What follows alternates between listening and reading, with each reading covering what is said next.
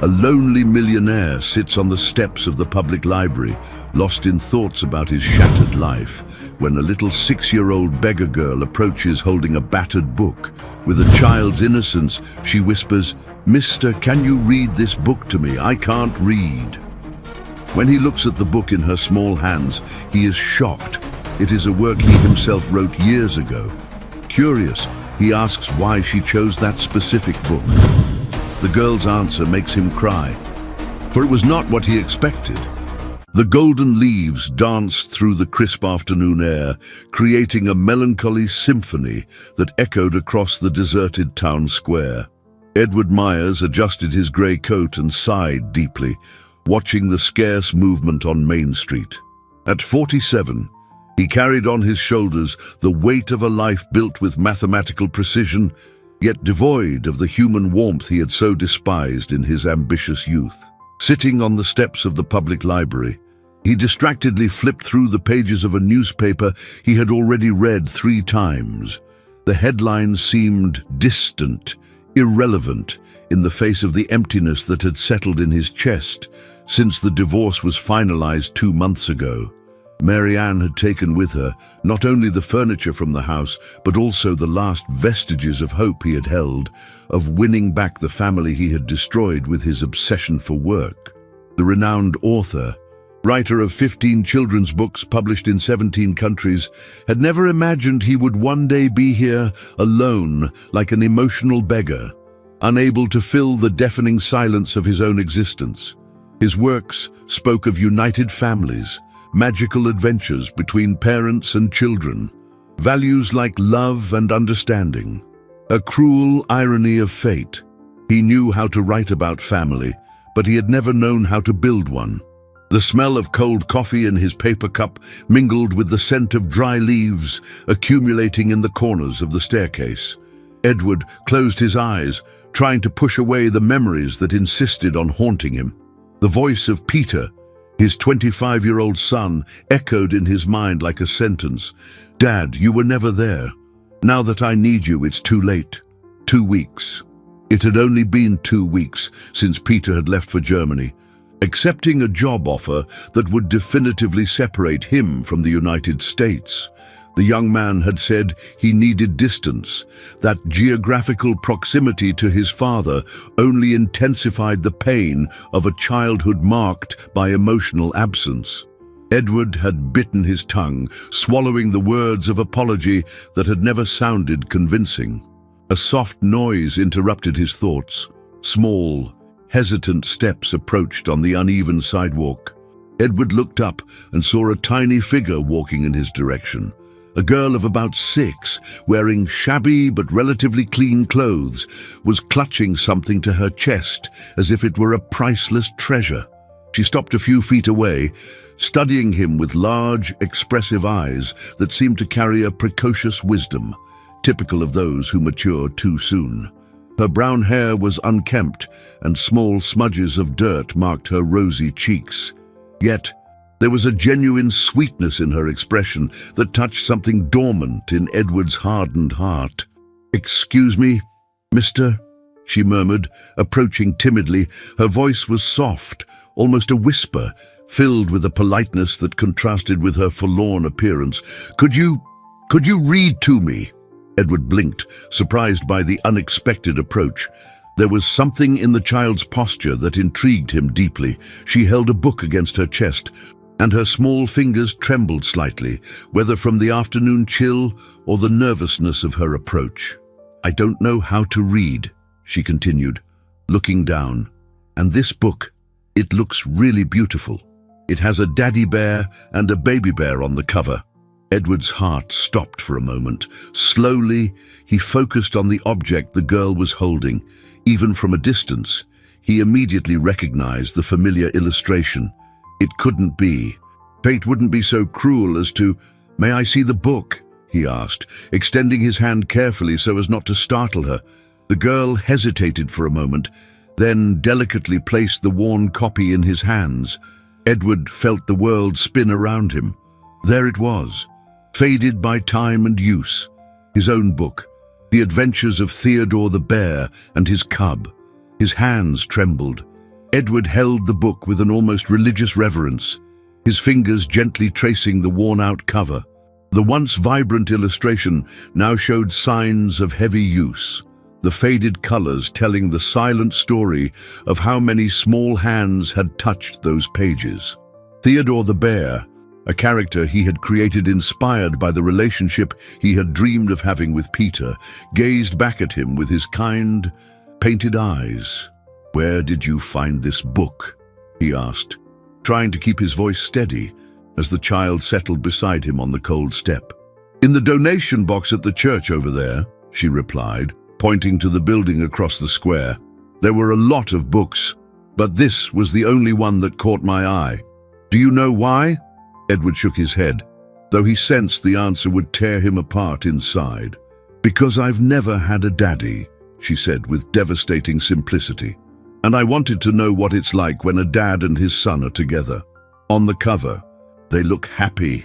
The girl's words hit Edward like a series of well-aimed punches.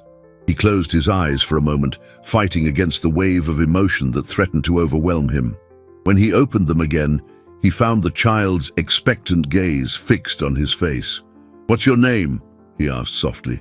"Sophia," she replied, smiling for the first time. "And yours?" "Edward." He hesitated for a moment, then made a decision that would change both of their lives. "Sophia, I have to tell you something about this book. I'm the one who wrote this story." Sophia's eyes widened in genuine amazement. She looked back and forth between Edward and the book, as if trying to process the impossible information. "You wrote it," she whispered, holding the book even more carefully. "Really?" "Really," Edward confirmed, feeling tears burn his eyes. "I wrote it many years ago, thinking about my own son." "You have a son?" The question was filled with a childish hope that broke Edward's heart. "I do, but he grew up far from me. I worked too much and didn't know how to be the father he needed." The words came out more easily than Edward expected, as if Sophia's innocence created a safe space for his most painful confessions.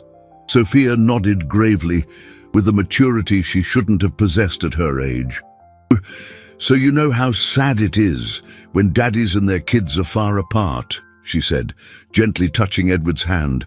"I always imagined what it would be like to have a dad who read me stories." Edward felt a lump in his throat. Here was a child who had never had the opportunity he had squandered, a girl who valued the very thing he had neglected with Peter.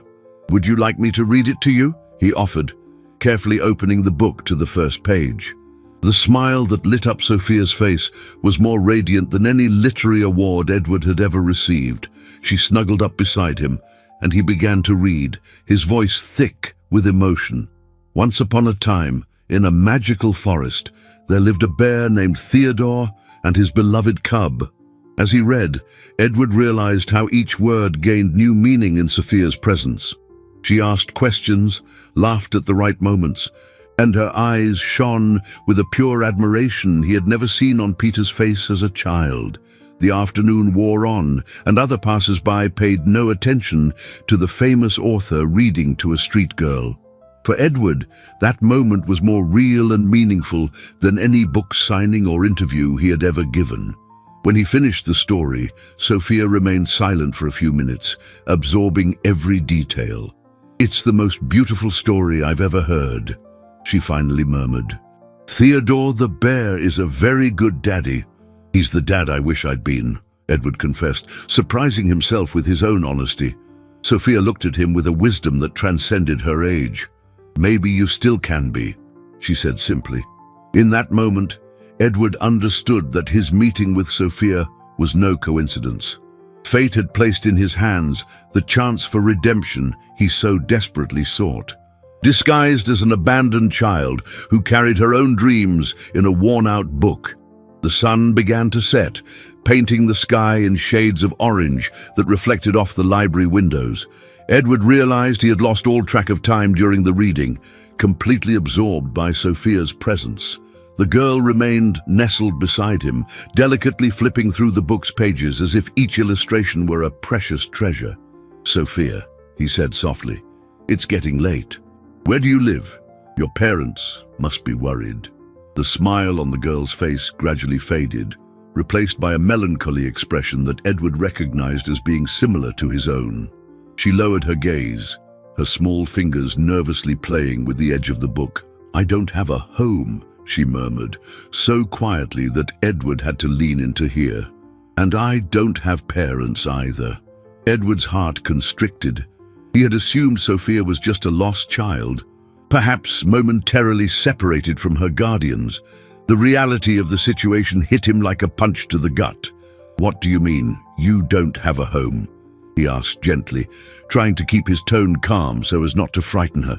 Sophia looked up, and Edward saw in her eyes a profound sadness that no child should ever carry. "My parents left when I was very little. First my mommy, then my daddy. The neighbor looked after me for a while, but she said she couldn't anymore." The words came out in a continuous stream, as if she were relieved to finally have someone to listen to her story.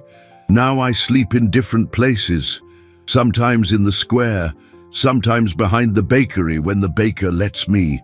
Edward felt his throat tighten with each revelation. A 6-year-old child, alone on the streets, surviving on the occasional generosity of strangers. The situation was far more serious than he had imagined. "And do you eat? How do you get food?" he asked, dreading the answer. "The lady at the diner on the corner sometimes gives me leftovers," Sophia explained, pointing to a small establishment across the street. "And there's a woman who sells bread at the farmer's market who always saves one for me. People aren't all bad." The girl's resilience impressed Edward. Even in her desperate situation, she could see kindness in the world. It was a life lesson that he, with all his experience and education, had never learned. "Sophia, have you ever been to school?" he asked, though he suspected the answer. She shook her head. "Never. That's why I can't read. But I love looking at the books and imagining the stories from the pictures." Her eyes lit up again. "That's why it was so special when you read to me. It was like the pictures came to life." Edward felt a determination growing in his chest. He couldn't just walk away and let Sophia return to the streets, but he also didn't know how to proceed. His life had always been governed by planning and control, and now he was faced with a situation that required decisions from the heart. "Listen, Sophia," he said, choosing his words carefully. "It's too cold for you to sleep on the street tonight. How about I take you to a hotel? You could have a warm bath, a decent meal, and sleep in a real bed."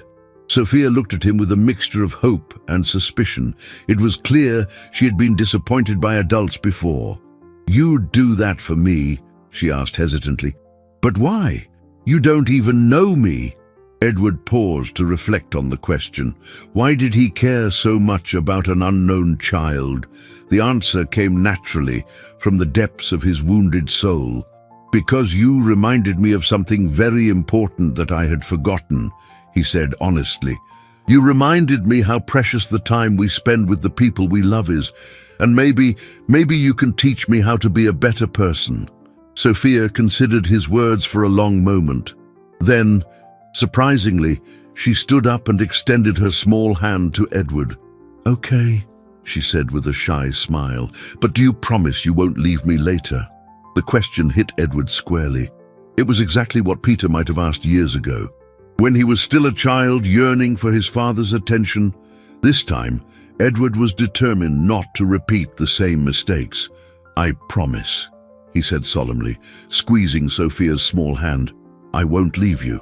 As they walked down the street, Edward couldn't stop thinking about the irony of the situation. He, who had failed as a father, now found himself responsible for a child who desperately needed care and protection. Was this his chance for redemption, or just another path to disappointment?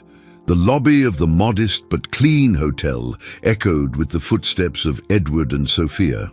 The receptionist, a middle-aged woman with reading glasses hanging around her neck, looked up and frowned slightly at the unusual pair.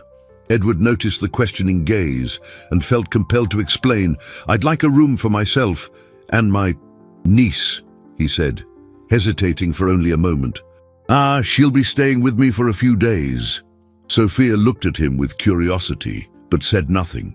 The girl's precocious intelligence made her intuitively understand that some situations required small adaptations of the truth. After the check-in process, Edward led Sophia down the corridor to the room. It was simple but cozy, with 2 single beds and a view of the square where they had met. Sophia stood at the doorway for a moment, as if she couldn't believe she was really allowed to enter. "You can come in," Edward encouraged gently. "This is your room too." Sophia took small, cautious steps, her wide eyes taking in every detail. She gently touched the fabric of the curtains, tested the softness of the bed with her palm, and was fascinated by the private bathroom. "It has a real bathtub," she whispered in wonder. "I've never taken a bath in a bathtub." Edward felt his heart ache again. How many simple experiences, which he took for granted, were extraordinary novelties for Sophia. "How about you take a nice warm bath while I order some food?" he suggested. "Then we can have dinner and talk more." While Sophia explored the bathroom with the joy of a child discovering an amusement park, Edward called room service and ordered a simple but nutritious meal. He also called a nearby children's clothing store, explaining the situation and asking them to deliver some basic items to the hotel. When Sophia came out of the bath, wearing the fluffy hotel robe that was huge on her small body, her clean hair revealed golden highlights that time on the streets had hidden. She looked like a completely different child, and Edward realized how the dignity of being clean and safe transformed her entire posture. "I'm very hungry," she admitted, sitting on the edge of the bed. "I haven't eaten anything since yesterday morning." The confession hit Edward like a slap in the face. While he was worrying about literary reviews and publishing contracts, Sophia was going days without eating. The perspective was devastatingly clarifying. Dinner arrived along with the clothes. Edward watched Sophia eat with a restrained veracity, trying to maintain good manners even while starving. She said thank you with every bite, a politeness she had likely learned from the neighbor who had looked after her. "Sophia," Edward said after she had finished eating, "can you tell me more about your parents? What happened to them?" Sophia was quiet for a long moment, fiddling with her napkin. "Mummy got really sad after I was born," she began slowly. "The neighbor said she had a sickness in her head that made her cry a lot. One day she left and never came back."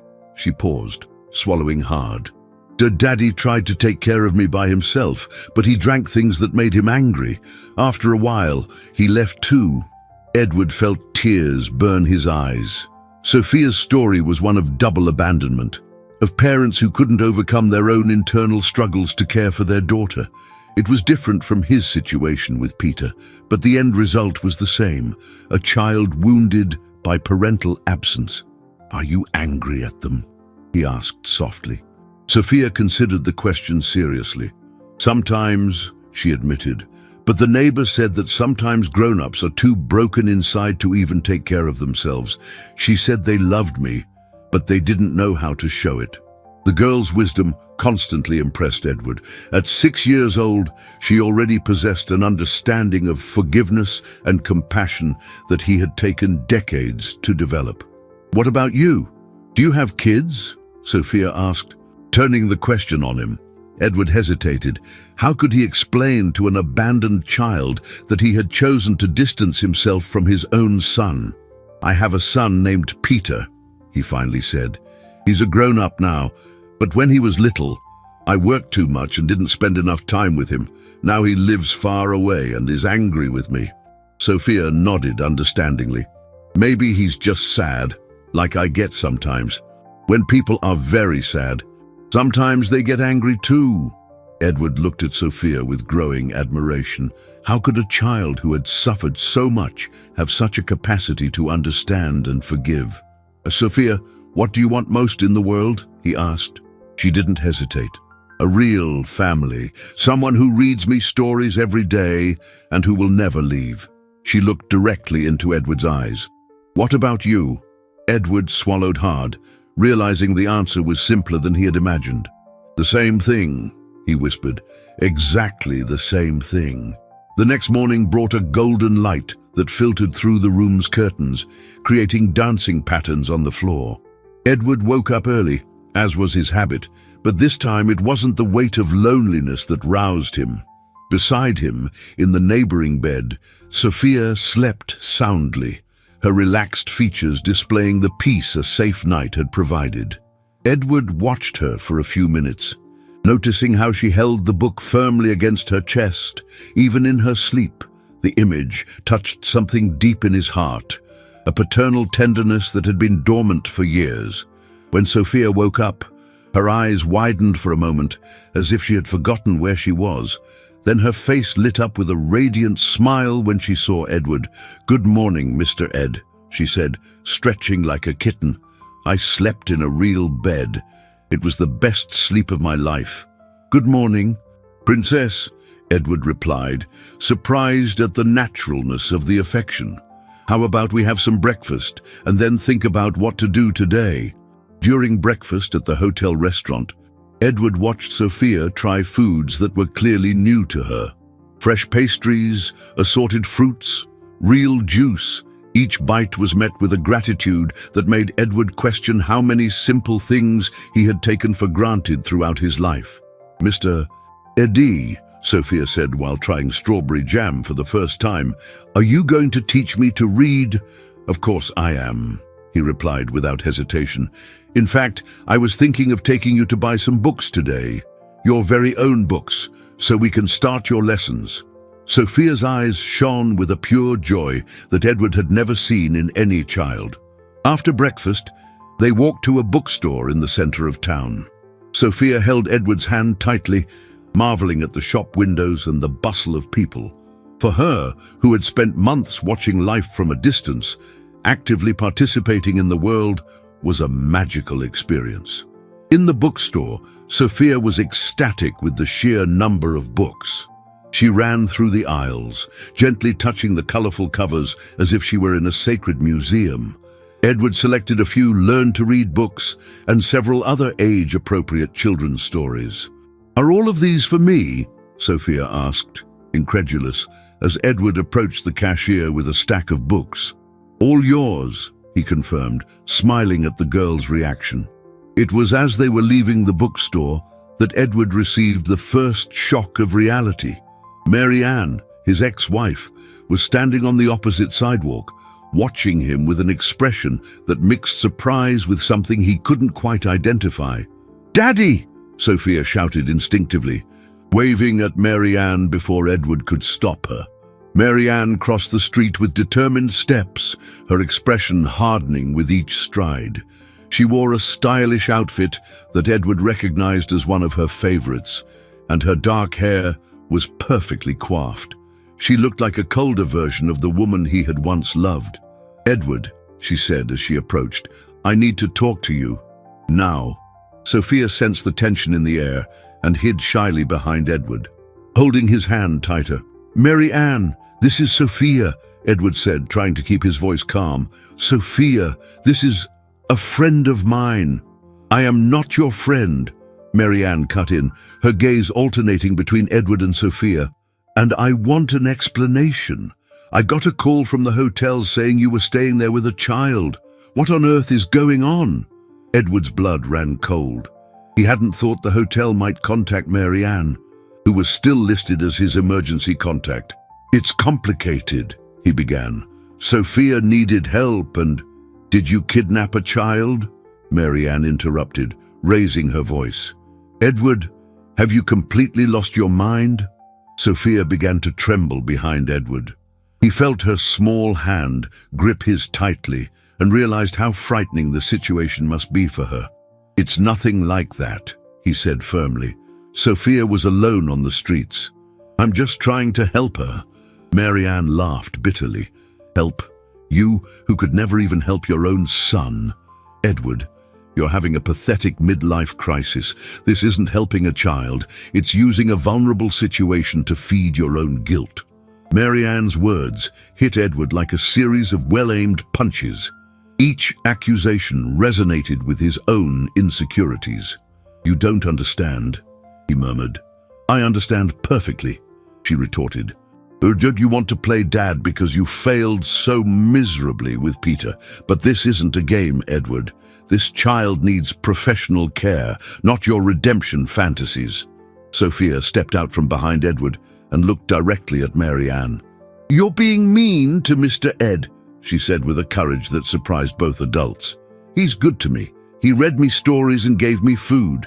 Mary Ann looked at Sophia for a long moment, her expression softening slightly. Sweetheart, you don't understand. This man can't take care of you properly. Why not?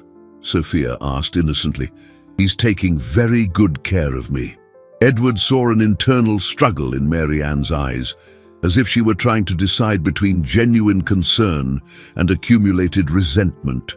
Because, she finally said, he has a history of abandoning the people he loves. The silence that followed was deafening. Edward felt each word like a sentence. Knowing that Mary Ann wasn't wrong, but when he looked at Sophia, he saw in the girl's eyes an unshakable trust that strengthened him. This time will be different, he said with conviction. Mary Ann crossed her arms, her rigid posture reflecting years of accumulated hurts. The street life continued normally around them, but for Edward, the world had shrunk to that small circle of tension where his past and present violently collided. This time will be different, she repeated with sarcasm. You said the exact same thing when Peter was born. You promised you'd be a present father, that you'd balance work and family. Remember? Edward looked down, painful memories flooding his mind. Mary Ann was right. He had made similar promises before and had broken them one by one, always prioritizing deadlines and professional commitments over family moments. Sophia watched the tense exchange between the adults, her hand still firmly entwined with Edward's. Even without fully understanding the situation, she sensed that something important was being discussed about her future. Mr. Ed, she whispered, gently tugging his sleeve, is she mad because you didn't take good care of your son? Sophia's innocent question landed like a bomb in the middle of the argument.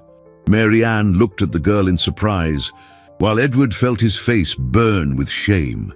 How could a 6-year-old so quickly grasp the heart of the problem? Yes, sweetheart, Mary Ann replied softly, crouching down to be at Sophia's level. I'm worried because he hurt a family very badly in the past. Sophia considered the words for a moment, then looked at Edward with a seriousness that touched his heart. But everyone deserves a second chance, right? She said. The neighbor who looked after me always said that. She said people can learn to be better. Edward felt tears burn his eyes. Here was a child who had been abandoned by her own parents, defending his capacity for change to a woman he had hurt deeply. Mary Ann remained crouched, studying Sophia's face. Edward could see an internal battle in her eyes, the part of her that still cared for him, fighting against years of resentment. Edward, she said finally, standing up, that you can't just decide to be a father to a random child because you feel guilty about Peter. She's not random, Edward replied, with more firmness than he expected. Sophia. She showed me things about myself that I had forgotten. She reminded me why I started writing children's books. And what happens when the inspiration fades? Mary Ann asked cruelly. When you get tired of playing dad and want to go back to your organized, lonely life. What happens to Sophia then? The question hit Edward squarely because he recognized the validity of the concern. His tendency toward isolation and work obsession were deeply ingrained traits. Was he truly capable of genuine change? I won't abandon her, he said, more to himself than to Mary Ann. You abandoned Peter, she replied without mercy. You abandoned me. You abandoned everyone who tried to get close to you when work became more important. Sophia, who had remained quiet during the exchange, suddenly let go of Edward's hand and walked over to Mary Ann. Were you abandoned too? She asked with a compassion that disarmed the adult woman's defenses. Mary Ann blinked, clearly not expecting the direct question. She hesitated, then sighed. Yes, sweetheart, I was. Then you know how much it hurts, Sophia said simply. I know how much it hurts too. But Mr. Ed is different from my parents. He stays with me and reads me stories. He's not going to leave." Edward watched his ex-wife struggle with the emotions that Sophia's childlike perspective was awakening. He knew that, deep down, Mary Ann had always wanted children, but their attempts to conceive during their marriage had failed, creating an additional layer of pain in their relationship. "Sophia," Mary Ann said gently, "you are a very special little girl. But taking care of a child is much more complicated than reading stories and buying books." "I know," Sophia replied with surprising maturity. "I know I'll be a lot of work, but I promise to be good. I promise to learn to read fast and help with everything I can." Edward saw tears form in Mary Ann's eyes. He recognized that expression. It was the same one she had when they talked about having children, a mixture of hope and fear. "Edward," she said finally, "if you're serious about this, you need to do things the right way. Sophia needs documents, school, medical care. She needs legal stability." "I know," he agreed. "I've already thought about that. I'm going to find a lawyer who specializes in adoption." "Adoption?" Mary Ann's eyes widened. "Are you serious?" "Completely serious," Edward replied, surprised by the clarity of his own determination. Sophia looked between the two adults, her face lighting up with cautious hope. "Does that mean I can stay, that I can have a real family?" Edward knelt beside Sophia, taking her small hands in his. "It means I'm going to do everything in my power to make that happen," he promised solemnly. Mary Ann watched the scene for a long moment, her expression unreadable. Then, to Edward's surprise, she said something that would change everything. "If you're really determined to do this, you shouldn't do it alone. A child needs a complete family." Edward looked at her, not fully understanding what she was suggesting. "What do you mean?" he asked. Mary Ann took a deep breath, as if making a decision that frightened her. Maybe we could try again. For Sophia, for us, for everything we lost." Edward's world stopped. Edward felt the world spin around him. Mary Ann's words echoed in his mind like a distant, almost unreal sound. Sophia looked between the two adults with an expression of growing hope, not fully understanding the magnitude of what was being discussed. Are you serious?" Edward finally managed to articulate. Mary Ann nodded slowly, her eyes fixed on Sophia's face. "I've spent the last 2 months alone, Edward, questioning everything that happened between us, trying to understand where we went wrong." She paused, swallowing hard. "Maybe I was too hard on you. Maybe we both made mistakes." Sophia, sensing something important was happening, took both adults' hands. "Are you going to be my family?" she asked in a small voice, filled with a hope so pure it broke Edward's heart. Before anyone could answer, Edward's cell phone rang. The name on the screen made him freeze. "Peter." "Answer it," Mary Ann said softly. "He needs to know what's happening." With trembling hands, Edward answered the call. "My dad," Peter's voice sounded distant and tense. "I got a weird call from Mom. She said you're with some kid. What the hell is going on over there?"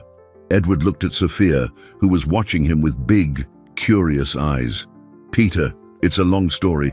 I met a little girl who needed help, and you met a little girl." Peter's voice was filled with disbelief and something else. Pain. "Are you kidding me, Dad? You, who never had time to be my father, are now playing dad with a stranger?" The words hit Edward like punches. Sophia frowned, clearly sensing that the conversation was causing distress. "Peter, it's not like that. No!" Peter's voice exploded through the phone. "You don't have the right to do this. You don't get to be a father to someone else when you were never one for me." Edward felt tears burn his eyes. On the other end of the line, he could hear Peter's heavy breathing, filled with years of repressed hurt. "Son, please, let me explain." "I'm not your son anymore," Peter shouted. "You lost that right a long time ago, and now I find out you're trying to replace our broken family with some fantasy with a random kid." Sophia, who had been listening to the one-sided conversation, gently touched Edward's arm. "Mr. Ed," she whispered, "is your son sad?" Edward nodded, unable to speak through the lump in his throat. "Peter," he tried again, "I know I made terrible mistakes with you. I know I was an absent father and that I hurt you deeply, but this little girl, she's shown me things about myself that I need to change." "Change?" Peter laughed bitterly. "Dad, you're 47 years old. People like you don't change. You'll get tired of this perfect family game and go back to your lonely life, just like you always do." Sophia frowned and, to everyone's surprise, held out her hand for the phone. "Can I talk to him?" she whispered. Edward hesitated, but something in Sophia's determined expression convinced him to hand over the device. "Hello?" Sophia said in her sweet voice. "Are you Peter?" There was a silence on the other end of the line. Who is this?" Peter's voice sounded confused. "I'm Sophia. Your daddy found me when I was very sad and lonely." She spoke with the direct simplicity of a child. "He read me stories and gave me food. He's very good to me." "Listen, kid," Peter's voice was tense. "You don't understand. This man isn't reliable. He'll let you down." "Why are you mad at your daddy?" Sophia asked innocently. Edward could hear Peter breathing heavily on the other end of the line. Because he was never there when I needed him. He chose work over me, always." Sophia considered this for a moment. "That must have hurt a lot," she said finally. "I know what it's like when daddies leave. Mine left too." The line went silent for a long moment. "Your parents, they abandoned you?" Peter asked, his voice softening slightly. "Yes, but Mr. Ed promised me he won't leave, and I believe him." "How can you believe him?" Peter asked, and Edward could hear the vulnerability in his voice. How can you trust someone who's already broken so many promises?" Sophia looked directly into Edward's eyes as she answered, "Because sometimes people get lost, but that doesn't mean they're bad. He reads to me with a really kind voice, like I'm very special, and when he looks at me I can see he's trying to be better." Edward felt tears stream freely down his face. Mary Ann's eyes were also glistening. "Sophia," Peter said, his voice breaking, "you sound like a very special girl, but I need to protect you from getting hurt. My father, he's not good at keeping promises. So why don't you come home and help him learn?" Sophia asked with the simple logic of childhood. "If you're both here, he can't leave us." The silence that followed was deafening. Edward held his breath, waiting for the response from Peter that could change everything. Peter hesitated. "I'm coming back. But it's not for a happy reunion. It's to make sure you're safe and to confront my father about this madness." Sophia beamed. "You're going to meet your new little sister," she exclaimed, handing the phone back to Edward. The line had gone dead. Peter was coming home, not for a reconciliation, but for a final battle that would decide the fate of them all. The next 3 days passed in a blur of intense emotions and frantic preparations. Edward knew that Peter's arrival would be a decisive moment, and he felt the weight of that responsibility grow with each passing hour. Sophia, oblivious to the tension her presence had created, maintained an infectious optimism about meeting her big brother. Edward and Mary Ann had decided to face the situation together, at least until Peter arrived. They gathered in the apartment that had once been their home, a space still marked by the ghosts of a marriage that hadn't survived the pressures of adult life. "He was always so stubborn," Mary Ann said, as she watched Sophia cautiously explore the house. "Even as a child, once he made up his mind, it was almost impossible to get him to change it." Edward nodded. Remembering the heated arguments he'd had with Peter during his teenage years. Arguments that almost always ended with his son shutting himself in his room and Edward diving into work to avoid the conflict. Sophia had become enchanted with Edward's personal library. She ran her fingers along the spines of the books with reverence, occasionally pulling one out to admire the cover. It was fascinating to see how she treated each book like a treasure, a stark contrast to Peter, who had grown up surrounded by books but had rarely shown a genuine interest in literature. "Mr. Ed," Sophia called out, holding an old copy of a fairy tale book. "Did you write all of these?" "Not all of them," Edward laughed. "But some of them. Yes, these ones," he said, pointing to a specific shelf, "are the ones Daddy wrote." Sophia picked up each of Edward's books, examining them closely. There were 15 titles, each representing years of dedicated work, sleepless nights, and sacrificed weekends. It was ironic that a child who couldn't read showed more interest in his work than his own son ever had. "Why did you stop writing?" Marianne asked, noticing that the most recent book was dated 2 years ago. Edward hesitated. The truth was, after the divorce and Peter's estrangement, he had lost his inspiration. How could he write about happy families when his own had disintegrated? How could he create stories about loving fathers when he himself had failed in that role? "I lost my way," he admitted finally. "I couldn't write about things I no longer believed in." Sophia, who had been listening to the conversation, approached with one of his books in her hands. "But you believe now, don't you?" she asked with that disarming wisdom she possessed. "That's why you're taking care of me." Edward's heart tightened. Sophia was right. In the last few days, something had reignited within him, a spark of hope he thought he had lost forever. Marianne watched the interaction with a complex expression. Edward could see in her a struggle between the skepticism built up over the years and a genuine desire to believe that people could change. "Edward," she said softly, "if we're going to try to make this work, we need to be honest with each other. About everything. About our fears, our expectations, our limits." He nodded, acknowledging the wisdom of her request. "I'm scared," he confessed. "Scared of repeating the same mistakes. Scared of disappointing Sophia the same way I disappointed Peter and you. And I'm scared that this is just a phase," Marianne admitted. "A reaction to a midlife crisis that will pass when the reality of raising a child becomes routine and tiresome."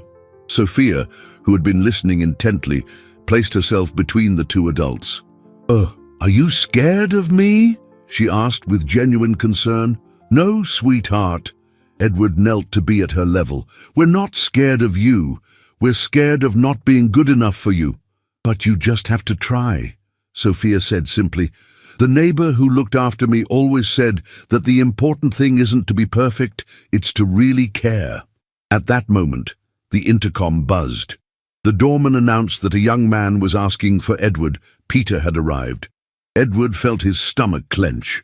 He looked at Marianne, who was pale, and then at Sophia, who seemed excited at the prospect of meeting Peter. "He's here," Edward murmured. Sophia ran to the window, trying to see who was arriving. "Is he tall like you?" she asked excitedly. "Does he like books too?" Edward and Marianne exchanged a look heavy with apprehension. They knew the next few minutes would determine the future of everyone in the room. "Sophia," Edward said gently, "Peter is very angry with me. He might say things that will confuse or scare you, but I want you to know that no matter what happens, I won't give up on you." Sophia looked at him with unshakable confidence. "I know," she said simply, "and maybe after he gets to know you properly, he'll stop being angry." The sound of the elevator echoed down the hall. Heavy footsteps approached the door. Edward took a deep breath and went to open it. Peter stood there, taller and leaner than Edward remembered, his dark eyes filled with a determination that foretold a confrontation. There was a rigidity in his posture that Edward recognized. It was the same one he himself adopted when preparing for a difficult battle. "Dad," Peter said coldly. "Peter," Edward replied, trying to keep his voice steady. "Thank you for coming." "I'm not here for you," Peter said, walking into the apartment uninvited. "I'm here for her."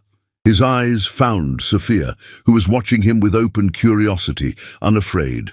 For a moment, Peter's hard expression faltered slightly. The storm was about to begin. The silence that followed Peter's entrance was as thick as a thundercloud. Sophia, oblivious to the tension hanging in the air, approached him with a child's natural curiosity. "Are you Peter?" she asked, tilting her head to get a better look at him. "You're so tall, and you have the same eyes as Mr. Ed." Peter looked at Sophia for a long moment, his expression involuntarily softening in the face of the girl's innocence. Then, as if remembering why he was there, his face hardened again. "Yes, I'm Peter," he said curtly. "And you must be the famous Sophia I've heard about." Sophia beamed.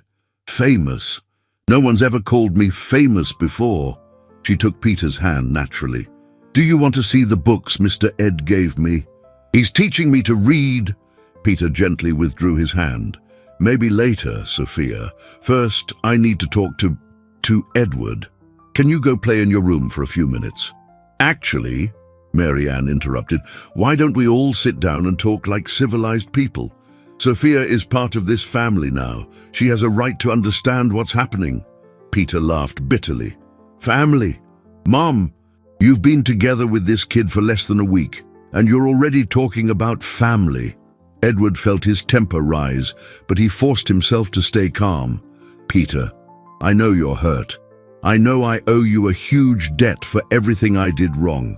But Sophia is not to blame for my past mistakes." "No!" Peter turned to face his father. "She's literally the symbol of your mistakes. You're trying to redeem yourself by using a vulnerable child as a personal therapy project." Sophia frowned, sensing she was being discussed in a way she didn't fully understand. "Why are you mad at Mr. Ed?" she asked Peter. "He's not hurting anyone." Peter knelt to be at Sophia's level, his voice softening. "Sophia, you seem like a very sweet girl, but this man has a history of making promises he can't keep. He will disappoint you, just like he disappointed me." "He won't," Sophia said with absolute conviction. "He promised me he wouldn't leave, and I believe him." "I believed him once too," Peter murmured, and Edward felt each word like a blade. "I believed him when he promised to come to my soccer game. I believed him when he said we'd go fishing that weekend. I believed him when he promised to teach me how to drive." Edward closed his eyes, every memory of a broken promise returning with devastating force. "Peter," he began. "No!" Peter stood up abruptly. "You don't have the right to try and explain yourself now. Where were these explanations when I was 10 years old and crying because my father chose a publishers' meeting over my birthday?" Sophia looked at Edward with concern. "Did you make Peter cry when he was little?" she asked. The simple, direct question hit Edward harder than all of Peter's accusations. He nodded slowly. "Yes, Sophia. I did a lot of wrong things when Peter was a child. I wasn't the father he deserved. But you're different now," Sophia said with the unwavering confidence of childhood. "You read to me, you play with me, you make me feel special." Peter watched the interaction, his expression revealing an intense internal struggle. "Sophia," he said carefully, "he did the same thing with me when I was little, sometimes. But then there was always something more important." Sophia considered this for a moment, then looked directly into Peter's eyes. "Do you want him to leave? Because you're afraid he'll abandon me like he abandoned you?" The question caught Peter off guard. He blinked several times, clearly not expecting such insight from a 6-year-old. Yes, partly, yes." Sophia nodded gravely, as if she understood something the adults had missed. "So you're trying to protect me," she said, "like a big brother protects his little sister." Peter felt tears burn his eyes. "I'm not your brother," he mumbled. "But you could be," Sophia said simply, "if you wanted to." Mary Ann, who had been watching the exchange in silence, finally spoke. "Peter, maybe Sophia is right. Maybe instead of fighting with each other, we should work together. You could help make sure your father doesn't make the same mistakes." Peter looked at his mother in surprise. "Are you defending him now?" "I'm defending the possibility of healing," Mary Ann replied. "For all of us, including you." Edward, who had remained silent for most of the conversation, finally found the courage to speak. "Peter, I know I don't deserve your forgiveness. I know I broke your trust irreparably. But if you give me a chance, not for me, but for Sophia, I promise that this time will be different." "Your promises are worthless," Peter replied, but his voice had lost some of its harshness. Sophia approached Peter and touched his arm. "What if we both keep an eye on him?" she suggested. "That way he can't forget the promises he made." Peter looked at Sophia, then at Edward, then at Marianne. The room was charged with tension, expectation, and a hope as fragile as glass. "I don't trust you," Peter said to Edward, "but I care about her, and if you hurt her—" "I won't hurt her," Edward interrupted. "I swear on my mother's memory, I won't." Peter studied his father's face for a long moment. "Then prove it," he finally said. "Prove that you've changed, because this time I'll be watching." The days following the confrontation with Peter were marked by a delicate dance of approach and caution. Peter had decided to stay in the States indefinitely, moving into the guest room of the apartment that had once been his home. His presence transformed the dynamic of the newly formed household, creating moments of tension interspersed with small miracles of connection. Sophia, with a child's natural wisdom for breaking down barriers, became an unwitting bridge between father and son. She constantly asked Peter to join in the activities she did with Edward, forcing interactions that might otherwise never have happened. "Peter," she called out one sunny morning, "Mr. Ed is going to teach me how to write my name today. Do you want to watch?" Peter, who was making coffee in the kitchen, hesitated for a moment before nodding. "Sure, Sophia. I'd love to watch." Edward, sitting at the dining room table with sheets of paper and colored pencils spread out before him, watched his son approach cautiously. Over the past few days, he had noticed how Peter observed his interactions with Sophia, always alert, always ready to intervene if he detected signs of past negligent behavior. "Look, Peter!" Sophia exclaimed, proudly showing off the shaky letters she had managed to form. "I wrote Sophia. That's beautiful," Peter said genuinely, sitting down next to her. "When I was your age, my letters were much messier." "Mr. Ed said you were very smart in school," Sophia commented innocently. "He has a box full of your drawings and tests saved." Peter looked at Edward in surprise. "You kept my schoolwork." Edward blushed slightly. "I kept everything, every drawing, every test, every little note you wrote." He paused. "They're all in the cabinet in my office. I would look at them when I missed you." The silence that followed was thick with emotion. Peter looked away, clearly touched by the revelation. Sophia, sensing the emotional tension, had a sudden idea. "We could make a book," she exclaimed, "with Peter's drawings from when he was little and my drawings from now."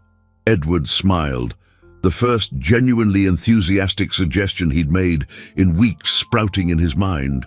"That would be a wonderful idea. We could tell the story of our family through the drawings." "Our family?" Peter questioned, but his voice lacked the hardness of the previous days. "If you want it to be," Edward said carefully, "all of us, you, me, your mom, and Sophia." Peter looked at Sophia, who watched him with hope shining in her eyes. "What do you think, Sophia? Do you want me to be part of your family?" "Of course," she replied without hesitation. "Families are supposed to be together. And you're my big brother now." Marianne, who had been watching the conversation from the kitchen doorway, approached with tears in her eyes. "Maybe we can start today," she suggested. "We can look for Peter's old schoolwork, and Sophia can make new drawings to go with them." The afternoon was spent exploring dusty boxes filled with memories. Edward had truly saved everything, from Peter's first scribbles at age 3 to elaborate essays from his teenage years. Each unearthed item sparked conversations, explanations, and, surprisingly, laughter. "Look at this!" Marianne laughed, holding up a drawing Peter had made at 5. "You drew our family as superheroes." Sophia studied the drawing with fascination. "Who's this?" she asked, pointing to a small figure next to the others. "That's a dog," Peter explained. "I always wanted a dog, but Dad said we were too busy to take care of one." Edward felt a familiar pang of guilt, but this time it was accompanied by determination. "Maybe now is a good time to get a dog," he said. "If Sophia wants one, of course." Sophia's eyes widened with joy. A real dog. For our family. For our family, Edward confirmed, looking directly at Peter. If we all agree... Peter studied his father's face for a long moment, searching for signs of the empty promise he feared he would find. But there was something different in Edward's eyes now, a sincerity Peter hadn't seen in years. "Are you serious?" he asked, completely serious. "We can go to the animal shelter tomorrow, if you'd like." Sophia was practically vibrating with excitement, but it was Peter who said the words that changed everything. "I'd like that," he admitted. "I always wanted to do that with you when I was a kid." Edward felt tears burn his eyes. "Me too," he confessed. "And I'm so sorry I missed that chance back then." "Maybe," Peter said carefully, "it's not too late to make new chances." Mary Ann, watching the exchange between father and son, felt something she hadn't experienced in years, genuine hope. Not the desperate hope that things would go back to how they were, but the realistic hope that they could build something new and better. Sophia, unknowingly, had become the catalyst they needed to heal old wounds and build bridges over chasms that had seemed impassable. "You know," Edward said softly, "I think Sophia was right from the beginning. Sometimes people just need a second chance to show who they can really be." Peter nodded slowly.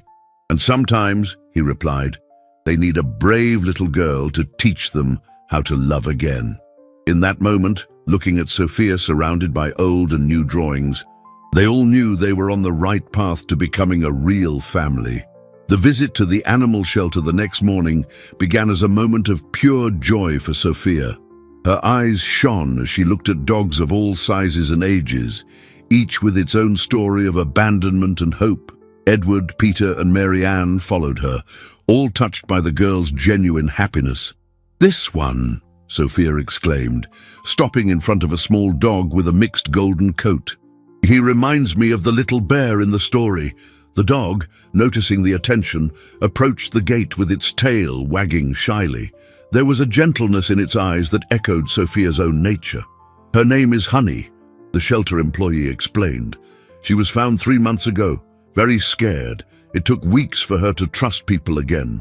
Sophia carefully extended her hand through the bars, and Honey sniffed it before gently licking her fingers. Just like me," Sophia murmured. "She needed to learn how to trust again, too." Edward's heart ached at the comparison. As they filled out the adoption paperwork, Sophia played with Honey in a penned-in area outside, her crystal-clear laughter echoing across the yard. It was then that the employee asked a question that changed everything. "Do you have Sophia's custody papers?" she asked casually while checking the forms. Edward and Mary Ann exchanged a look. In the emotional rush of the past few days, the legal issue had taken a back seat. "We're still arranging that," Edward said carefully, the employee's brow furrowed. "I see. It's just that we received a call yesterday from Child Protective Services asking about a girl named Sophia who was reportedly in an irregular care situation." Edward's blood ran cold. "Child Protective Services?" "Yes. It seems someone filed a report. They're coming here this afternoon to investigate the situation." Peter, who had been watching Sophia play, hurried over. "A report? From who?" Edward knew the answer before the employee even spoke. The report came from a concerned ex-wife, worried about the child's well-being. Mary Ann turned pale. "But I would never do that." The employee consulted her notes. Actually, it was from a woman who identified herself as the first ex-wife. She said the man has a history of emotional instability and family abandonment. Edward felt the world spin. His first ex-wife could only be Carla, whom he had been briefly married to 10 years before meeting Mary Ann. A marriage that had ended for the exact same reasons: his work obsession and inability to commit emotionally. "How did she even know about Sophia?" Edward murmured. Peter clenched his fists. "Oh, she probably saw the pictures I posted on Instagram about being back in the States, or someone told her." Sophia, sensing the adult's agitation, approached with Honey in her arms. "What happened? Why do you all look so scared?" Edward knelt beside her, trying to keep his voice calm. "Sophia, some people are worried about whether we're taking good care of you. They want to talk to us to make sure you're safe and happy." "But I am," Sophia protested. "You're my family now?" "I know, Princess, and we're going to explain that to them." Mary Ann pulled Edward aside. "Edward, if they take Sophia—" Her voice trembled. "They won't," Edward said with a fierce determination that surprised even himself. "I won't let them." Peter joined them. "Dad, you have to be realistic. Without legal paperwork, without a formalized adoption process, they have the right to remove Sophia and put her in foster care." Edward looked at Sophia, who was hugging Honey as if she were a protective talisman. The thought of losing her after just discovering what it felt like to truly love a child was unbearable. "Then we have to speed up the legal process," he said. "Today. It's Saturday, Dad. The courthouses are closed." Edward ran his hands through his hair, desperate. Then he had an idea. "Rob!" he exclaimed. "Robert Silverman. He's a lawyer who specializes in child advocacy, and he owes me a few favors." While Edward frantically made calls, trying to locate the lawyer, Sophia approached Peter. "Peter, are they going to take me away?" Peter knelt beside her, his voice gentle but honest. "We don't know yet, Sophia, but I promise we're going to fight for you to stay with us. Even though you're still mad at Mr. Ed." Peter glanced at Edward, who was still speaking desperately on the phone, and then back at Sophia. "You know, Sophia, I don't think I'm that mad anymore. Seeing how much he cares about you, how much we all care about you, maybe he really has changed." Sophia smiled through the tears that were starting to form. "So now you'll be friends again?" "Maybe more than friends," Peter said softly. "Maybe we can be father and son again, for real this time." Edward, who had managed to speak with Robert and arrange an emergency meeting, returned to them. "I got him. Rob will meet us at his office in an hour. He said he can fast-track some processes, but..." "But what?" Mary Ann asked. "But he can't guarantee anything if CPS decides Sophia is in an at-risk situation." Sophia squeezed Edward's hand tightly. "I'm not at risk," she said with conviction. "You protect me. You love me." Edward felt tears burn his eyes. "Yes. Sophia, we love you, more than words can say." "Then we fight," Peter said, placing a hand on his father's shoulder. "Together, like a real family." As they headed for the car, leaving Honey temporarily at the shelter with the promise to return, none of them knew that the hardest battle of their lives was just beginning. Robert Silverman's law office was located in a sleek office building downtown. Even though it was a Saturday, the lawyer had answered Edward's desperate plea, understanding the urgency of the situation. Sophia held tightly to Edward's and Peter's hands as they rode the elevator, her large eyes reflecting a precocious understanding that something important was about to happen. Robert, a man in his 50s with graying hair and a reassuring presence, greeted them with a warm hug for Edward and a gentle smile for Sophia. "So this is the famous Sophia I've heard so much about," he said, crouching to be at the girl's level. "Edward told me you love stories." Sophia nodded shyly, still processing the gravity of the situation. "Rob," Edward began urgently, "I need to know what our options are. The social workers are investigating today, and I won't lose Sophia." Robert gestured for everyone to sit in his conference room. "Edward, I'll be straight with you. The situation is complicated. Sophia is in your care without formal legal authorization. Technically, that can be considered irregular custody." Mary Ann leaned forward. "But Edward didn't kidnap her. She was abandoned, alone on the streets." "I understand that," Robert replied patiently. "And that's our main defense. Edward acted out of humanitarian compassion. However, the correct protocol would have been to contact Child Protective Services immediately." Peter, who had been watching Sophia during the conversation, asked a question that surprised everyone. "Sophia, do you want to stay with us, even knowing it might be hard?" Sophia looked around the room, her gaze resting on each face she had come to love. "I want to stay with you forever," she said in a small but determined voice. "You're my real family now." Robert jotted down some notes. "Sophia's testimony will be crucial. If she clearly demonstrates that she is happy and safe in your care, it significantly strengthens our case." Just then, Robert's phone rang. The conversation was brief, but everyone could see his expression grow more serious. "They're on their way," he announced when he hung up.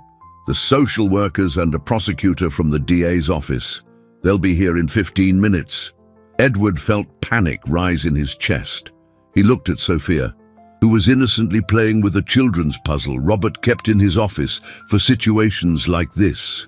"Rob, if they take her today, we'll do everything in our power to prevent that," Robert reassured him. "But Edward, you need to be prepared for the possibility of a temporary separation while the legal process moves forward." "No," the word escaped Edward with a force that surprised even him. "I will not let that happen." Marianne touched his arm. "Edward, if it's what's best for Sophia, what's best for Sophia is to be with people who love her." Edward stood up, pacing to the window. "You saw what she was like on the streets, Marianne. You saw how she's blossomed with us. How can I hand her over to strangers again?" Peter watched his father's desperation and felt something he hadn't experienced in years: pride.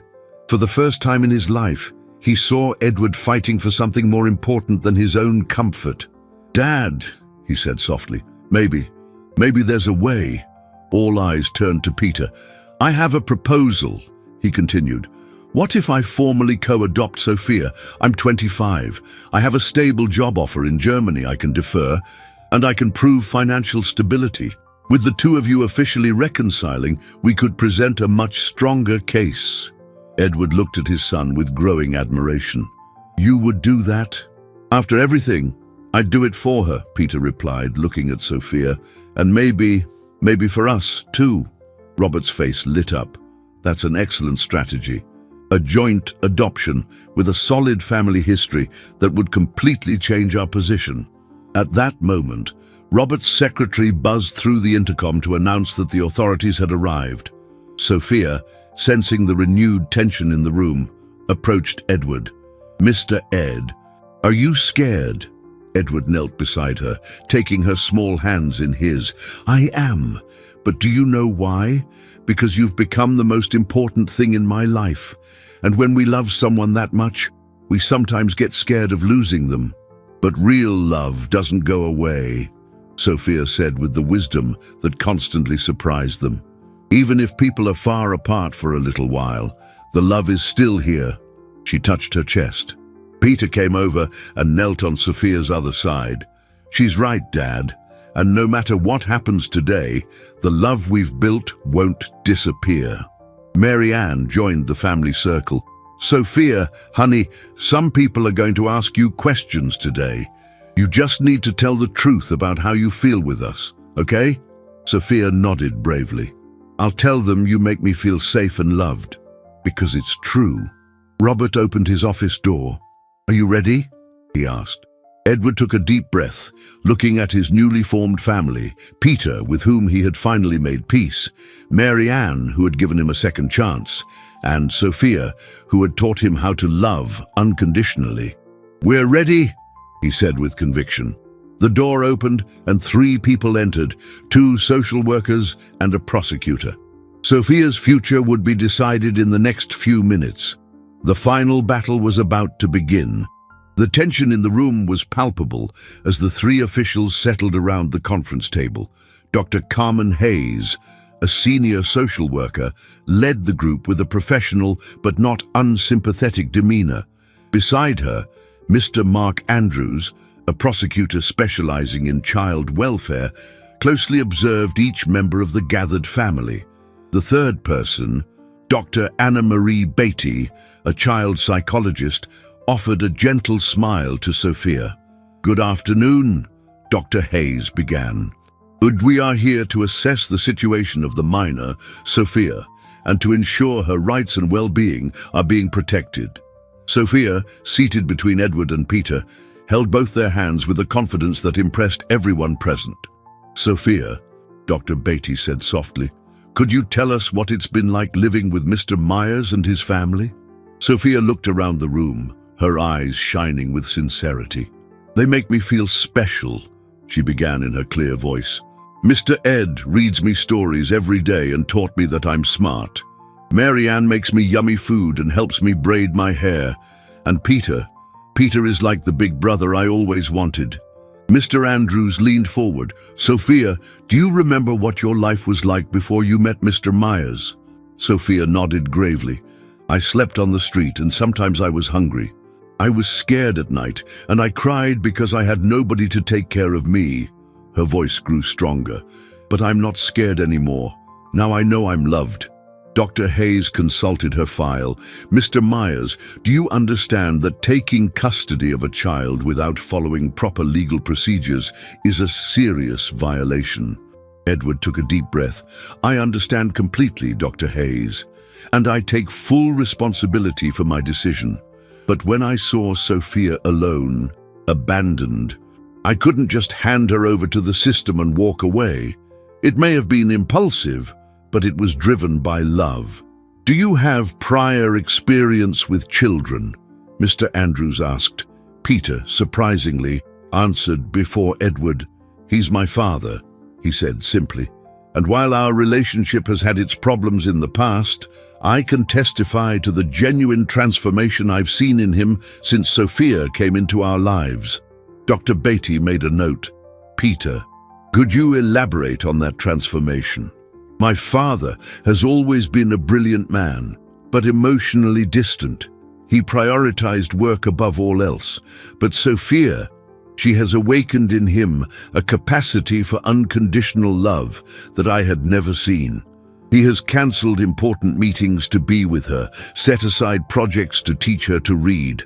For the first time in my life, I have seen my father genuinely put someone else first." Mary Ann added, "Doctors, Edward and I are reconciling.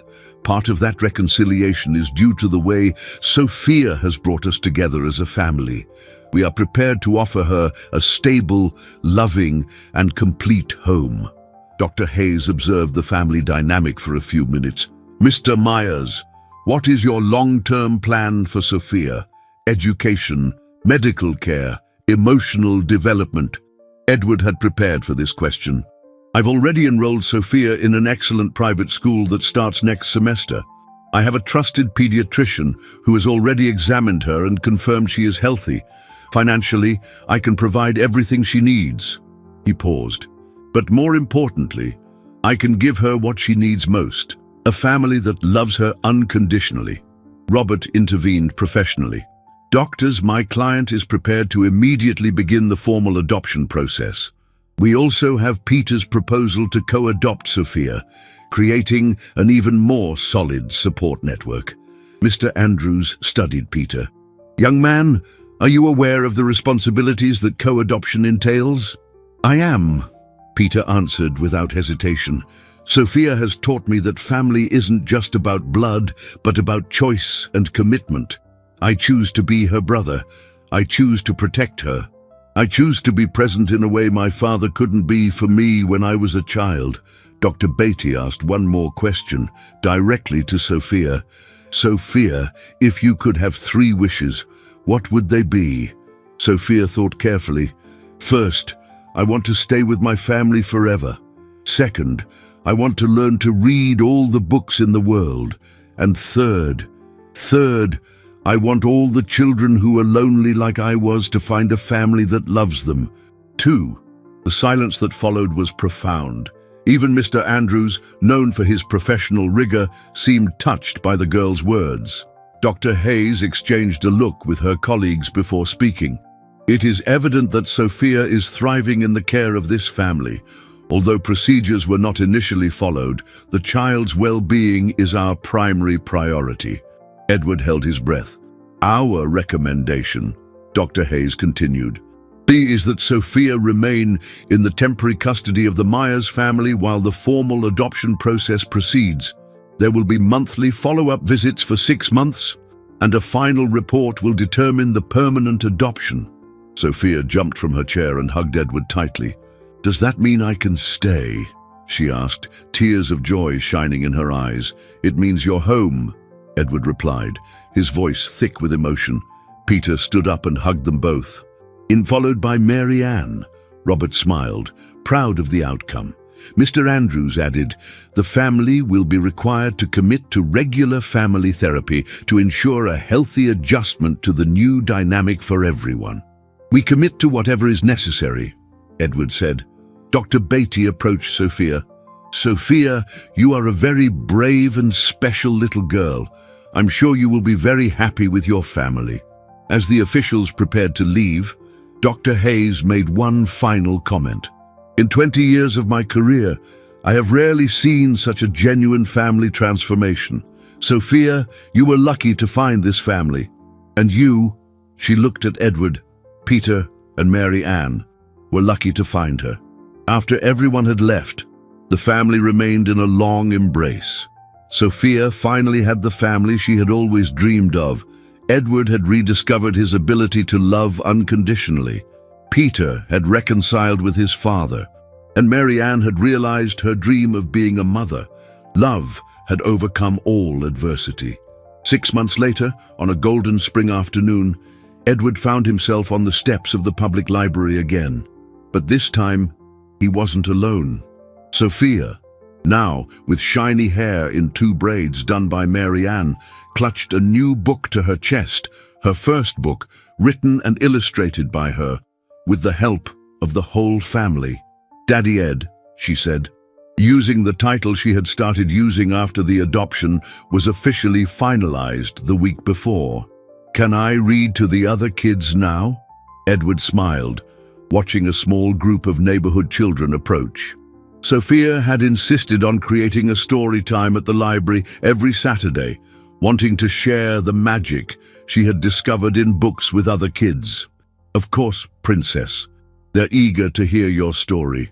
Peter walked up through the square, followed by Mary Ann and Honey, who had become the most spoiled dog in the family. Peter had decided to stay in the States for good, taking a job at a local company and renting an apartment near the family home.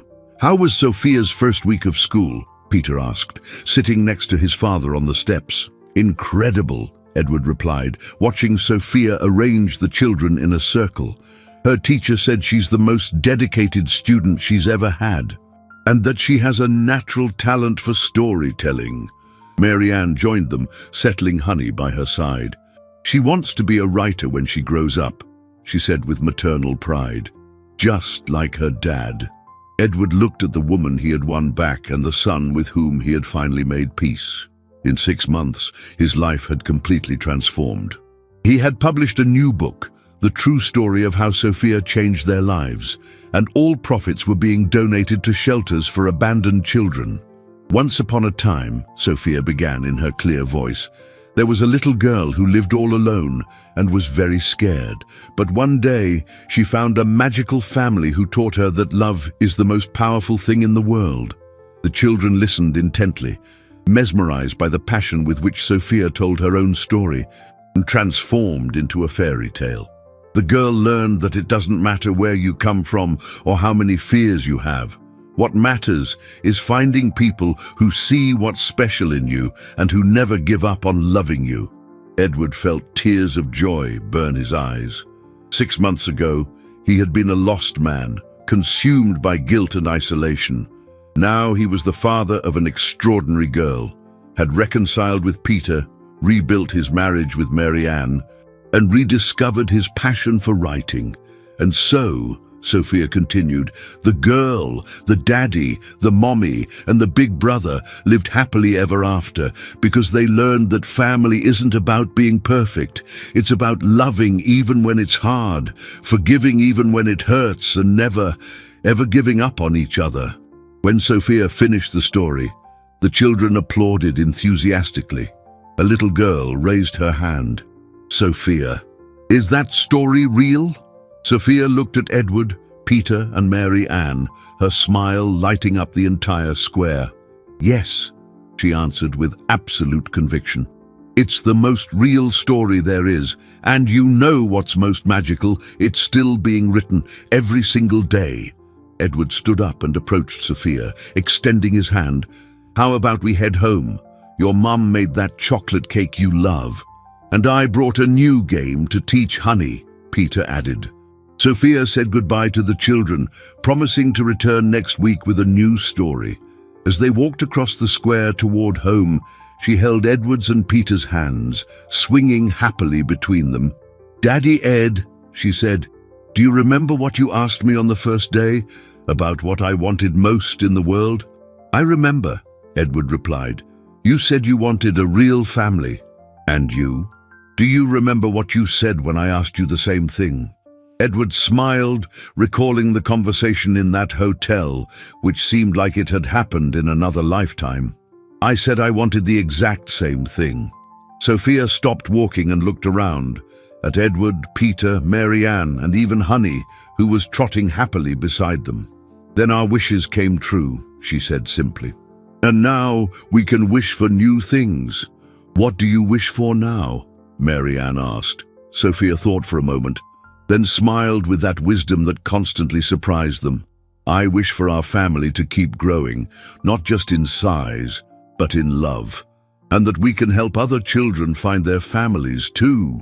Edward stopped and knelt in front of Sophia, taking her small hands in his. "You know, Sophia, when I found you that afternoon, I thought I was helping you. But really, you're the one who saved me. You taught me that it's never too late to learn how to truly love. And you taught me that families can be built with love, not just blood," Sophia replied. Peter came over and placed his hands on both their shoulders. "And you too taught me that forgiveness is possible, and that sometimes the most important things in life arrive when you least expect them." Mary Ann joined the family hug. "And all of you taught me that dreams can come true, even when you think you've lost every chance." As they walked home, the sun began to set, painting the sky with golden hues that perfectly framed the family fate had so unexpectedly brought together. Edward looked back one last time, seeing the library where it all began, and smiled. Sometimes, he thought, the most casual encounters can change lives forever. A forgotten book in a donation box had become the bridge between a lost man and an abandoned child, proving that the best stories are the ones we live, not just the ones we write. And this story, Edward knew, was only just beginning.